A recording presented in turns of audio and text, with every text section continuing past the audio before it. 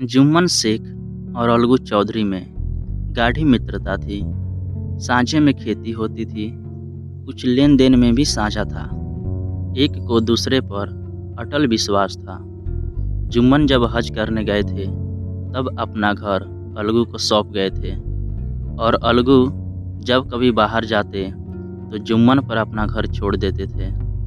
उनमें न खान पान का व्यवहार था, न धर्म नाता का, केवल विचार मिलते थे। मित्रता का मूल मंत्र भी यही है। इस मित्रता का जन्म उसी समय हुआ जब दोनों मित्र बालक ही थे, और जुम्मन के पूज्य पिता जुमराती उन्हें शिक्षा प्रदान करते थे। अलगू ने गुरु जी की बहुत सेवा की, खूब प्याले धोए। उनका हुक्का एक क्षण के लिए भी विश्राम न लेने पाता था, क्योंकि प्रत्येक चिल्म अलगू को आधा घंटे तक किताब से अलग कर देती थी। अलगू के पिता पुराने विचारों के मनुष्य थे। उन्हें शिक्षा की अपेक्षा गुरु की सेवा शुश्रूषा पर अधिक विश्वास था। वह कहते थे कि विद्या पढ़ने से नहीं आती, जो कुछ होता है गुरु का आशीर्वाद से। बस गुरु जी की कृपा दृष्टि चाहिए। इतने यदि अलगू पर जुमराती शेख के आशीर्वाद अथवा सत्संग का कुछ फल न हुआ तो यह मानकर संतोष कर लेना कि विद्यापार्जन में मैंने यथाशक्ति कोई बात उठा नहीं रखी। विद्या उसके भाग्य में ही न थी तो कैसे आती। मगर जुमराती शेख स्वयं आशीर्वाद के कायल न थे। उन्हें अपने सोटे पर अधिक भरोसा था, और उसी सोटे के प्रताप से आसपास के गांव में जुम्मन की पूजा होती थी। उनके लिखे हुए रेहननामे या पैमाने पर कचहरी का मुहर्रिर भी कदम न उठा सकता था। हल्के का डाकिया, कांस्टेबल और तहसील का चपरासी सब उनकी कृपा की आकांक्षा रखते थे। इतने अलगू का मान उनके धन के कारण था, तो जुम्मन शेख अपनी अनमोल विद्या से ही सबके आदर पात्र बने थे। जुम्मन शेख की एक बूढ़ी खाला यानी मौसी थी। उनके पास कुछ थोड़ी सी मिल्कियत थी, परंतु उसके निकट संबंधियों में कोई न था। जुम्मन ने लंबे चौड़े वादे करके वह मिल्कियत अपने नाम लिखवा ली थी। जब तक दान पात्र की रजिस्ट्री नहीं हुई थी तब तक खालाजान का खूब आदर सत्कार किया गया। उन्हें खूब स्वादिष्ट पदार्थ खिलाए गए। हलवे पुलाव की वर्षा सी की गई, पर रजिस्ट्री की मोहर ने इन खातिरदारियों पर भी मानो मुहर लगा दी। जुम्मन की पत्नी करीमन रोटियों के साथ कड़वी बातों के कुछ तीखे सालन भी देने लगी। जुम्मन शेख भी निठुर हो गए। अब बेचारी खालाजान को प्रायः नित्य ही ऐसी बातें सुननी पड़ती थी। बुढ़िया न जाने कब तक जिएगी। 2-3 बीघे उसर क्या दे दिए, मानो मोल ही ले लिया। बघारी दाल के बिना रोटियां नहीं उतरती। जितना रोटियां इसके पेट में झोंक चुके उतने से तो अब तक गांव मोल ले लेते। कुछ दिन खालाजान ने सुना और सहा, पर जब न सहा गया तब जुम्मन से शिकायत की। कुछ दिन तक रो धोकर काम चलता रहा। अंत में एक दिन खाला ने जुम्मन से कहा, बेटा, तुम्हारे साथ मेरा निर्वाह न होगा। तुम मुझे रुपए दे दिया करो, मैं अपना पका खा लूंगी। जुम्मन ने कठोरता के साथ उत्तर दिया, रुपए क्या यहाँ फलते हैं? खाला ने नम्रता से कहा, मुझे कुछ रूखा सूखा चाहिए भी कि नहीं? जुम्मन ने गंभीर स्वर से जवाब दिया, तो कोई यह थोड़े ही समझा था कि तुम मौत से लड़कर आई हो। खाला बिगड़ गई। उन्होंने पंचायत करने की धमकी दी। जुम्मन हंसे। जिस तरह कोई शिकारी हिरन को जाली की तरफ जाते देखकर मन ही मन हंसता है, वह बोले, हाँ जरूर पंचायत करो, फैसला हो जाए। मुझे भी यह दिन रात की खटखट पसंद नहीं। पंचायत में किसकी जीत होगी, इस विषय में जुम्मन को कुछ भी संदेह न था। आसपास के गांव में ऐसा कौन था जिनके अनुग्रहों का ऋणी न हो? ऐसा कौन था जो उनको शत्रु बनाने का साहस कर सके? किसमें इतना बल था जो उनका सामना कर सके? आसमान के फरिश्ते तो पंचायत करने आवेंगे नहीं। इसके बाद कई दिन तक बूढ़ी खाला हाथ में एक लकड़ी लिए आसपास के गांव में दौड़ती रही। कमर झुककर कमान हो गई थी। एक एक पग चलना दूभर था, मगर बात आ पड़ी थी। उसका निर्णय करना जरूरी था। बिरला ही कोई भला आदमी होगा जिसके सामने बुढ़िया ने दुख के आंसू न बहाए हो। किसी ने यूं ही ऊपरी मन से हूँ हाँ करके टाल दिया और किसी ने इस अन्याय पर जमाने को गालियाँ दी। कब्र में पांव लटके हुए हैं, आज मरे कल दूसरा दिन, पर हवस नहीं मानती। अब तुम्हें क्या चाहिए? रोटी खाओ और अल्लाह का नाम लो। तुम्हें अब खेती बाड़ी से क्या काम? झुकी हुई कमर, पोपला मुंह, सन के बाल, इतनी सामग्री एकत्र हो तब हंसी क्यों न आवे। ऐसे न्याय प्रिय दयालु दीन वत्सल पुरुष कम थे जिन्होंने इस अबला के दुखड़े को गौर से सुना हो और उसको सांत्वना दी हो।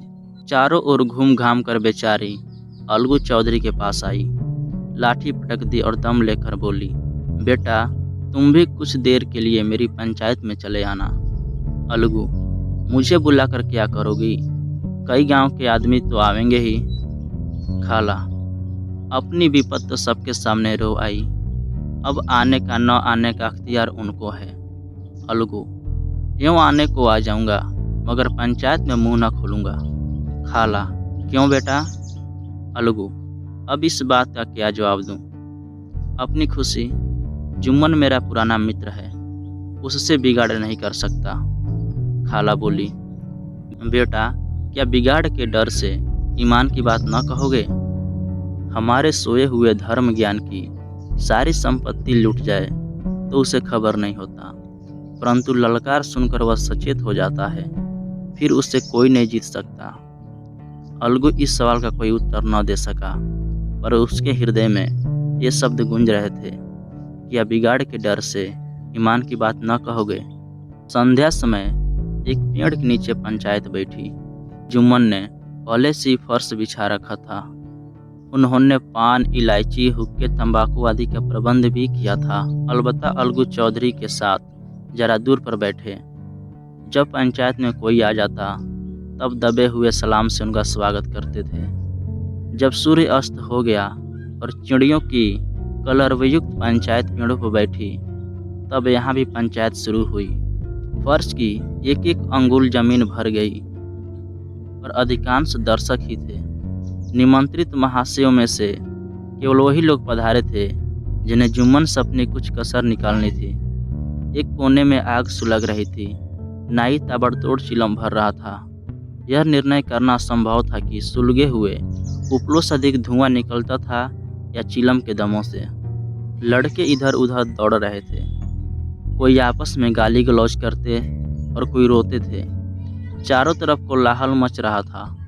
गांव के कुत्ते इस जमाव को भोज समझकर झुंड के झुंड जमा हो गए थे। पंच लोग बैठ गए तो बूढ़ी खाला ने उनसे विनती की, पंचों, आज 3 साल हुए मैंने अपनी सारी जायदाद अपने भांजे जुम्मन के नाम लिख दी थी। इसे आप लोग जानते ही होंगे। जुम्मन ने मुझे ता हयात रोटी कपड़ा देना कबूल किया। साल भर तो मैंने इसके साथ रो धोकर काटा, पर अब रात दिन का रोना नहीं सहा जाता। मुझे न पेट की रोटी मिलती है न तन का कपड़ा। बेकस बेवा हूँ, कचहरी दरबार नहीं कर सकती। तुम्हारे सिवा और किसको अपना दुख सुनाऊं? तुम लोग जो राह निकाल दो उसी राह पर चलूं। अगर मुझ में कोई ऐब देखो तो मेरे मुंह पर थप्पड़ मारो। जुम्मन में बुराई देखो तो उसे समझाओ, क्यों एक बेकस की आह लेता है। मैं पंचों का हुक्म सिर माथे पर चढ़ाऊंगी।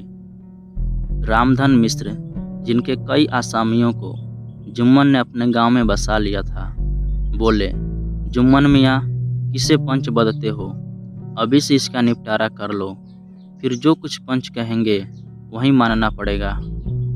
जुम्मन को इस समय सदस्यों में विशेषकर वही लोग दिख रहे थे जिनसे किसी न किसी कारण उनका वैमनस्य था। जुम्मन बोले, पंचों का हुक्म अल्लाह का हुक्म है। खालाजान जिसे चाहें उसे बदे, मुझे कोई उज्र नहीं। खाला ने चिल्लाकर कहा, अरे अल्लाह के बंदे, पंचों का नाम क्यों नहीं बता देता? कुछ मुझे भी तो मालूम हो। जुम्मन ने क्रोध से कहा, इस वक्त मेरा मुंह न खुलवाओ। तुम्हारी बन पड़ी है, जिसे चाहे पंच बदो। खालाजान जुम्मन के अपेक्ष को समझ गई। वह बोली, बेटा खुदा से डरो। पंच न किसी के दोस्त होते हैं न किसी के दुश्मन। कैसी बात कहते हो? और तुम्हारा किसी पर विश्वास न हो तो जाने दो अलगू चौधरी को तो मानते हो? लो मैं उन्हीं को सरपंच बदती हूँ। जुम्मन शेख आनंद से फूल उठे, परंतु भावों को छिपा कर बोले, अलगू ही सही। मेरे लिए जैसे रामधन वैसे अलगू। अलगू इस मामले में हंसना नहीं चाहते थे। वे कन्नी काटने लगे। बोले, खाला तुम जानती हो कि मेरी जुम्मन से गाढ़ी दोस्ती है। खाला ने गंभीर स्वर में कहा, बेटा दोस्ती के लिए कोई अपना ईमान नहीं बेचता। पंच के दिल में खुदा बसता है। पंचों के मुंह से जो बात निकलती है वो खुदा की तरफ से निकलती है। अलगू चौधरी सरपंच हुए। रामधन मिश्र और जुम्मन के दूसरे विरोधियों ने प्रिया को मन में बहुत कोसा। अलगू चौधरी बोले, शेख जुम्मन, हम और तुम पुराने दोस्त हैं। जब काम पड़ा तुमने हमारी मदद की और हम भी जो कुछ बन पड़ा तुम्हारे सेवा करते रहे हैं। मगर इस समय तुम और बूढ़ी खाला दोनों हमारी निगाह में बराबर हो। तुमको पंचों से जो कुछ अर्ज करनी हो करो। जुम्मन को पूरा विश्वास था कि अब बाजी मेरी है। अलगू यह सब दिखावे की बातें कर रहा है। एत्यों शांत चित होकर बोले, पंचों 3 साल हुए खाला जान ने अपनी जायदाद मेरे नाम हिब्बा कर दी थी। मैंने उन्हें ताहयात कपड़ा खाना देना कबूल किया था। खुदा गवाह है, आज तक मैंने खाला जान को कोई तकलीफ नहीं दी। मैं उन्हें अपनी माँ के समान समझता हूँ। उनकी खिदमत करना मेरा फर्ज है। मगर औरतों में जरा अनबन रहती है, उनमें मेरा क्या बस है। खालाजान मुझसे माहवार खर्च अलग मांगती है। जायदाद जितनी है वह पंचों से छिपी नहीं। उससे इतना मुनाफा नहीं होता है कि माहवार खर्च दे सकूं। इसके अलावा हिब्बानामे में माहवार खर्च का कोई जिक्र नहीं है। नहीं तो मैं भूलकर भी इस झमेले में न पड़ता। बस मुझे यही कहना है, आइंदा पंचों का अख्तियार है, जो फैसला चाहे करें। अलगू चौधरी को हमेशा कचहरी से काम पड़ता था। एत्यों और पूरा कानूनी आदमी था। उसने जुम्मन के जिरह शुरू की। एक एक प्रश्न जुम्मन के हृदय पर औड़े की चोट की तरह पड़ता था। रामधन मिश्र इन प्रश्नों पर मुग्ध हुए जाते थे। जुम्मन चकित थे कि अलगू को क्या हो गया। अभी यह अलगू मेरे साथ बैठे हुए कैसी कैसी बातें कर रहा था। इतनी ही देर में ऐसी काया पलट हो गई कि मेरी जड़ खोदने पर तुला हुआ है। न मालूम कब की कसर निकाल रहा है। क्या इतने दिनों की दोस्ती कुछ काम भी न आवेगी। जुम्मन शेख तो इसी संकल्प विकल्प में पड़े हुए थे कि इतने में अलगू ने फैसला सुनाया। जुम्मन शेख, पंचों ने इस मामले पर विचार किया। उन्हें यह नीति संगत मालूम होता है कि खाला जान को माहवार खर्च दिया जाए। हमारा विचार है कि खाला की जायदाद से इतना मुनाफा अवश्य होता है कि माहवार खर्च दिया जा सके। बस यही हमारा फैसला है। अगर यह जुम्मन को खर्च देना मंजूर न हो तो हिब्बानामा रद्द समझा जाए। यह फैसला सुनते ही जुम्मन सन्नाटे में आ गए। जो अपना मित्र हो वह शत्रु का व्यवहार करे और गले पर छुरी फेरे, इसे समय के हेर फेर के सिवा और क्या कहूँ। जिस पर पूरा भरोसा था उसने समय पड़ने पर धोखा दिया। ऐसे ही अवसरों पर झूठे सच्चे मित्रों की परीक्षा की जाती है। यही कलयुग की दोस्ती है। अगर लोग ऐसे कपटी धोखेबाज न होते तो देश में आपत्तियों का प्रकोप क्यों होता। यह हैजा, प्लेग आदि व्याधियां दुष्कर्मों के ही दंड हैं। मगर रामधन मिश्र और अन्य पंच अलगू चौधरी की इस नीति परायणता को प्रशंसा जी खोलकर कर रहे थे। वे कहते थे, इसका नाम पंचायत है। दूध का दूध और पानी का पानी कर दिया। दोस्ती दोस्ती की जगह है, किंतु धर्म का पालन करना मुख्य है।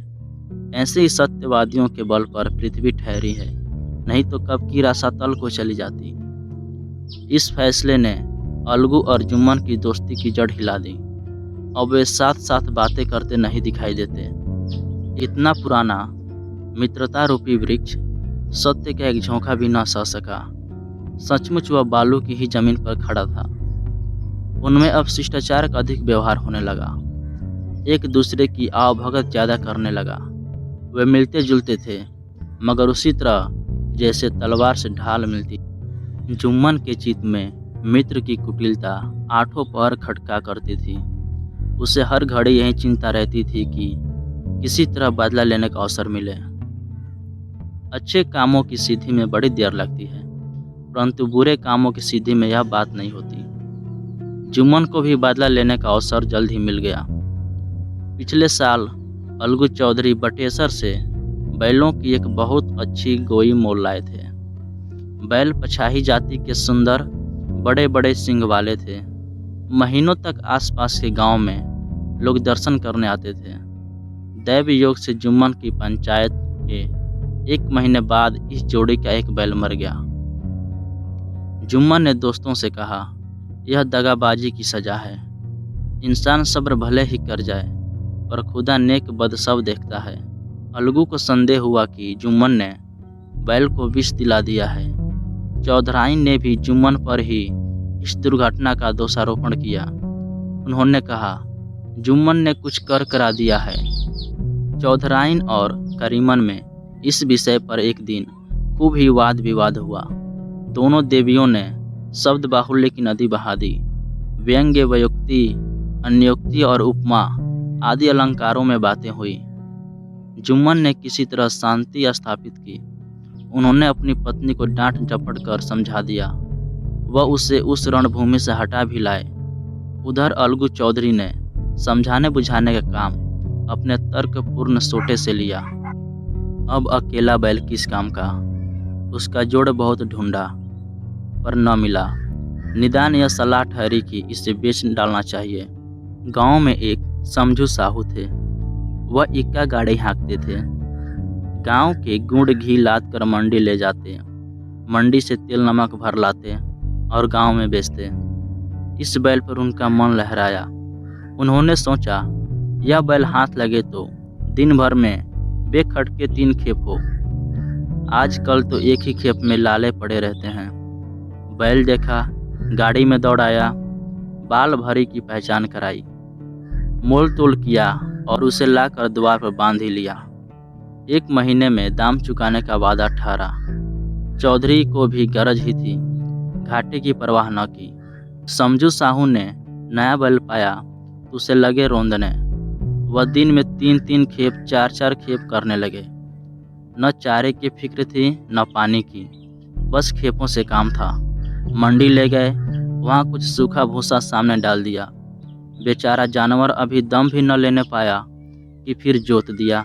अलगू चौधरी के घर था तो चैन की बंसी बजती थी। बैलराम छठे छमाहे कभी बहली में जोते जाते थे। खूब उछलते कूदते और कोसों तक दौड़ते चले जाते थे। वहाँ बैलराम का राबित था। साफ पानी, दली हुई अरहर की दाल और भूसे के साथ खली। और यही नहीं, कभी कभी घी का स्वाद भी चखने को मिल जाता था। शाम सवेरे एक आदमी खरहरे करता, पोछता और सहलाता था। कहाँ वह सुख चैन, कहाँ यह 8 पहर कहीं खपत। महीने भर में वह पीस सा गया। इक्के का यह जुआ देखते ही उसका लहू सूख जाता था। एक पग चलना दूभर था, हड्डियां निकल आई थी, पर था वह पानीदार। मार की बर्दाश्त न थी। एक दिन चौथी खेप में साहूजी ने दुन्ना बोझा लादा। दिन भर का थका जानवर पैर न उठते थे, पर साहूजी कोड़े फटकारने लगे। बस फिर क्या था, कलेजा तोड़कर चला। कुछ दूर दौड़ा और चाहा कि जरा दम ले लूं, पर साहूजी को जल्द पहुंचने की फिक्र थी। एत्यों उन्होंने कई कोड़े बड़ी निर्दयता से फटकारे। बैल ने फिर एक बार जोर लगाया, पर अब की बार शक्ति ने जवाब दे दिया। वह धरती पर गिर पड़ा और ऐसा गिरा कि फिर न उठा। साहूजी ने बहुत पीटा, टांग पकड़कर खींचा, नथनों में लकड़ी ठूस दी, पर कहीं मृतक भी उठ सकता है। तब साहूजी को कुछ शक हुआ। उन्होंने बैल को गौर से देखा, खोलकर अलग किया और सोचने लगे कि गाड़ी कैसे घर पहुंचे। बहुत चीखे चिल्लाए, पर देहात का रास्ता बच्चों की आंख की तरह सांझ होते ही बंद हो जाता है। कोई नजर न आया, आसपास कोई गांव भी न था। मारे क्रोध की उन्होंने मरे हुए बैल पर और दुर्रे लगाए और कोसने लगे। अब भागे, तुझे मरना ही था तो घर पहुंचकर मरता। ससुरा बीच रास्ते में ही मर गया, अब गाड़ी कौन खींचे। इस तरह साहूजी खूब जले भुने। कई बोरे गुड़ और कई पीपे घी उन्हें बेचे थे। 200-250 रुपये कमर में बंधे थे। इसके सिवा गाड़ी पर कई बोरे नमक थे। ये त्यों छोड़कर जा भी न सकते थे। लाचार बेचारे गाड़ी पर ही लेट गए। वहीं रत जगा करने की ठान ली।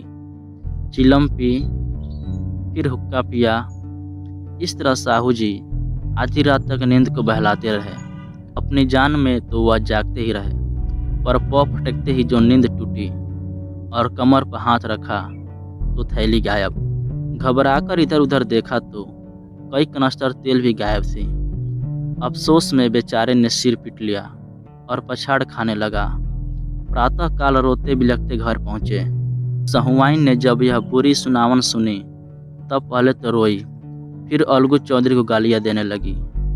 निगोड़े ने ऐसा कुलछनी बैल दिया कि जन्म भर की कमाई लुट गई। इस घटना को हुए कई महीने बीत गए। अलगू जब अपने बैल के पैसे मांगते तब साहू और सलवाइन दोनों ही झल्लाए हुए कुत्ते की तरह चढ़ बैठते और अंड बंड बकने लगते। वाह, यहाँ तो सारे जन्म की कमाई लुट गई, सत्यानाश हो गया। इन्हें दामों की पड़ी है। मुर्दा बैल दिया था, उस पर दाम मांगने चले हैं। आंखों में धूल झोंक दी। सत्यानाशी बैल गले बांध दिया। हमें नीरा पोंगा ही समझ लिया है। हम भी बनिए के बच्चे हैं, ऐसे बुद्धू कहीं और होंगे। पहले जाकर किसी गड्ढे में मुंह धो आओ, तब दाम लेना। न जी मानता हो तो हमारा बैल खोल ले जाओ। महीना भर के जोत के बदले 2 महीना जोत लो, और क्या लोगे। चौधरी के अशुभ चिंतकों की कमी न थी। ऐसे अवसरों पर वे भी एकत्र हो जाते और साहू जी के बराए की पुष्टि करते। परंतु 150 रुपये से इस तरह हाथ धो लेना आसान न था। एक बार वह भी गर्म पड़े। साहू जी बिगड़ कर लाठी ढूंढने चले गए। अब सहुआइन ने मैदान लिया। प्रश्नोत्तर होते होते हाथापाई की नौबत आ पहुंची। सहुआइन ने घर में घुसकर किवाड़ बंद कर लिया। शोरगुल सुनकर गांव के भले मानस घर से निकला। परामर्श देने लगे कि इस तरह से काम न चलेगा, पंचायत कर लो, कुछ तय हो जाए उसे स्वीकार कर लो। साहू जी राजी हो गए। अलगू ने भी हामी भर दी। पंचायत की तैयारियां होने लगी। दोनों पक्षों ने अपने अपने दल बनाने शुरू किए। इसके बाद तीसरे दिन उसी वृक्ष के नीचे पंचायत बैठी। वहीं संध्या का समय था। पंचायत बैठ गई तो रामधन मिश्र ने कहा, अब देरी क्या है, पंचों का चुनाव हो जाना चाहिए। चौधरी बोले, बोलो चौधरी, किस किस को पंच बदते हो। अलगू ने दीन भाव से कहा, समझू साहू ही चुन लें। समझू खड़े हुए और कड़कर बोले, मेरी ओर से जुम्मन शेख। जुम्मन का नाम सुनते ही अलगू चौधरी का कलेजा धक धक करने लगा, मानो किसी ने अचानक थप्पड़ मारा हो। रामधन अलगू के मित्र थे। वह बात को ताड़ गए। पूछा, क्यों चौधरी, तुम्हें उज्र उज्र तो नहीं। चौधरी ने निराश होकर कहा, नहीं, मुझे क्या उज्र होगा।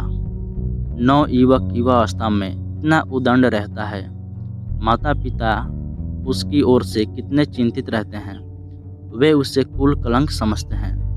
परंतु थोड़े ही समय में परिवार का बोझ सिर पर पड़ते ही वह अव्यवस्थित चित्त उन्मुक्त युवक कितना धैर्यशील, कैसा शांतचित्त हो जाता है। यह भी उत्तरदायित्व के ज्ञान का फल है। जुम्मन शेख के मन में भी सरपंच का उच्च स्थान ग्रहण करते ही अपनी जिम्मेदारी का भाव पैदा हुआ। उसने सोचा, मैं इस वक्त न्याय और धर्म के सर्वोच्च आसन पर बैठा हूँ। मेरे मुंह से इस समय जो कुछ निकलेगा वह देववाणी के सदृश है, और देववाणी में मेरे मनोविकारों का कदापि समावेश न होना चाहिए। मुझे सत्य से जौ भर भी टलना उचित नहीं। पंचों ने दोनों पक्षों से सवाल जवाब करने शुरू किए। बहुत देर तक दोनों दल अपने अपने पक्ष का समर्थन करते रहे। इस विषय में तो सब सहमत थे कि समझू को बैल का मूल्य देना चाहिए, परंतु वो महाशय इस कारण रियासत करना चाहते थे कि बैल के मर जाने से समझू को हानि हुई। उसके प्रतिकूल 2 सभ्य मूल्य के अतिरिक्त समझू को दंड भी देना चाहते थे, जिससे कि किसी को पशुओं के साथ ऐसी निर्दयता करने का साहस न हो। अंत में जुम्मन ने फैसला सुनाया।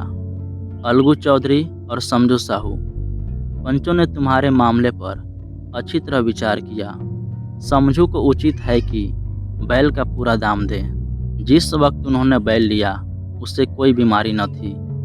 अगर उसी समय दाम दे दिए जाते तो आज समझू उसे फिर लेने का आग्रह न करते। बैल की मृत्यु केवल इस कारण हुई कि उससे बड़ा कठिन परिश्रम लिया गया और उसके दाने चारे का कोई प्रबंध न किया गया। रामधन मिश्र बोले, समझू ने बैल को जानबूझकर मारा है, यद्यपि उसे दंड मिलना आवश्यक है। जुम्मन बोले, यह सवाल दूसरा है, हमको इससे कोई मतलब नहीं। झगड़ू साहू ने कहा, समझू के साथ कुछ रियायत होनी चाहिए।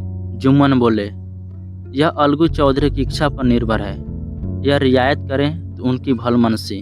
अलगू चौधरी फूले न समाये, उठ खड़े हुए और जोर से बोले, पंच परमेश्वर की जय। इसके साथ ही चारों ओर से प्रतिध्वनि हुई, पंच परमेश्वर की जय। यह मनुष्य का काम नहीं, पंच में परमेश्वर वास करते हैं, यह उन्हीं की महिमा है। पंच के सामने खोटे को कौन खड़ा कह सकता है। थोड़ी देर बाद जुम्मन अलगू के पास आए और उनके गले लिपट कर बोले, भैया, जब से तुमने मेरी पंचायत की तब से मैं तुम्हारा प्राणघातक शत्रु बन गया था, और आज मुझे ज्ञात हुआ कि पंच के पद पर बैठकर न कोई किसी का दोस्त होता है न दुश्मन। न्याय के सिवा और उससे कुछ नहीं सूझता। आज मुझे विश्वास हो गया कि पंच की जुबान से खुदा बोलता है। अलगू रोने लगे। इस पानी से दोनों के दिलों का मैल धुल गया। मित्रता की मुरझाई हुई लता फिर हरी हो गई। यह कहानी मुंशी प्रेमचंद द्वारा रचित है।